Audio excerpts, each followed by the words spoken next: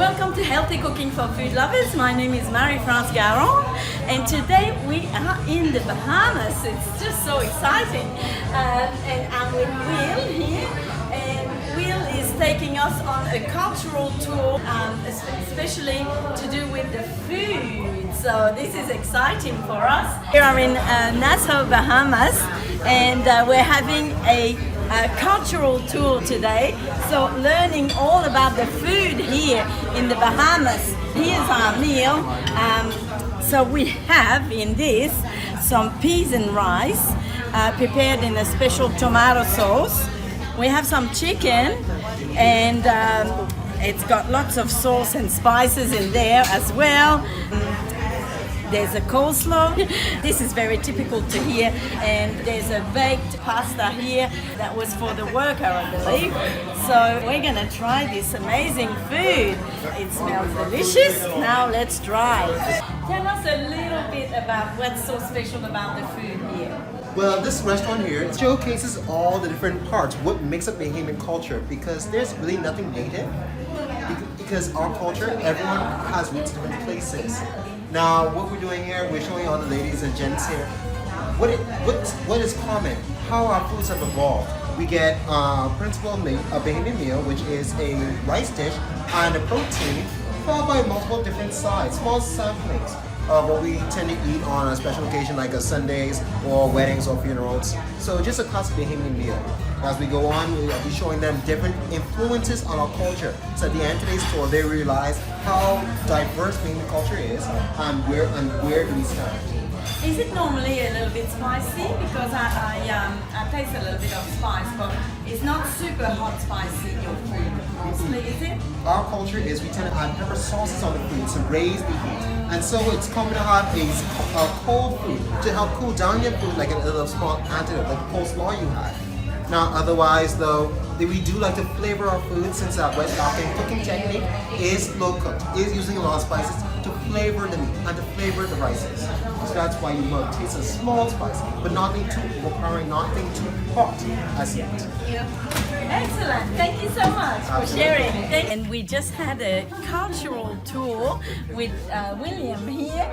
It's been so interesting to learn all about the culture of the Bahamas here. So, William, just tell us a little bit about the tour, what you're showing us, and it's all about the food as well.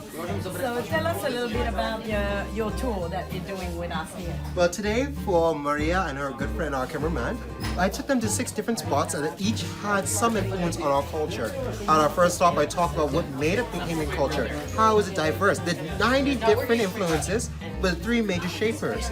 At that stop as well, they had a classic Bahamian meal, which showed some elements of what makes up a Bahamian meal to us, as well as a classic appetizer and a good drink.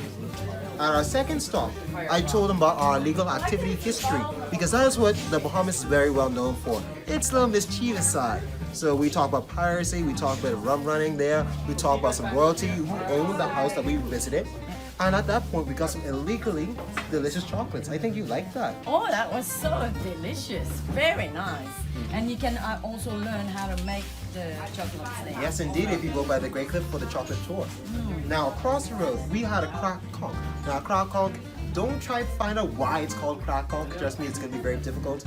But we showed a Greek-influenced Bahamian dish. Crack conch is based off the Bahamian dish, based off the Greek dish fried calamari. So with that serving, they had it sandwich form, one of many unique ways of serving it. Another way of serving our unofficial national food. And at that point, I talked a bit about our local language, some classic Bahamian sayings, and introduced the Greek influence. Yeah. But before ending off with a good cocktail at the town hotel. Yeah? Yeah. That was nice. They had fun learning about our drink culture, how our drinking age is 18, but how we start from a very young age.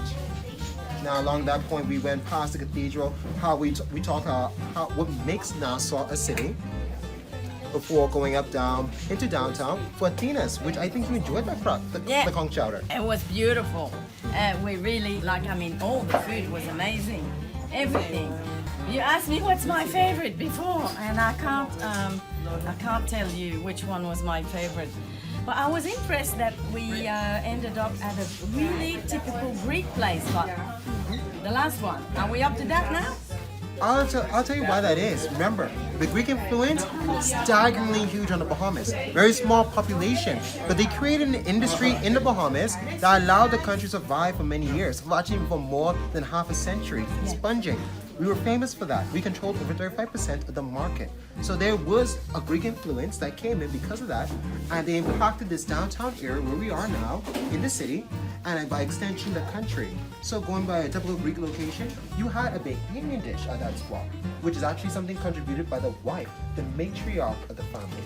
So that's interesting there as well. Very, very interesting.